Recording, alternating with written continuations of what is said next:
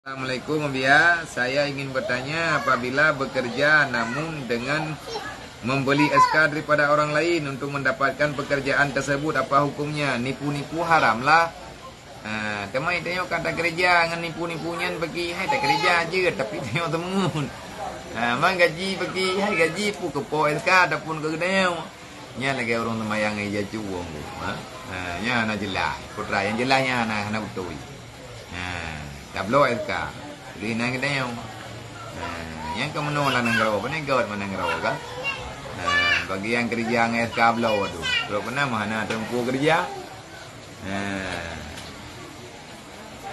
ana jelas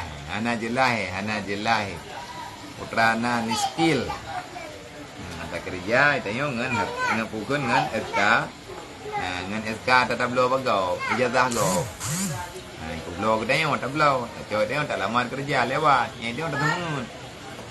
Kan ada raw tu, ilai SK, tanya ilai SK, ada pun ilai ijazah, lagi ijazah raw, dia tak boleh ijazah raw ko, mana tak hia ko betul, nyu betul jamun bulu lau je kan, mangkah je bukan toli, tak pengun kolak lain nak, nyu buat temunnya lecah, kerja je kan, kerja je, amang gaji, hai kata kerja ke mahibi. Makin bau hukum, yang ke hukum semuanya benar tetap salah. Man ma yang terbina di atas pengun pergi, kau pengun je macam tahu. Dia dah temungan lam dah ada dah ada lah.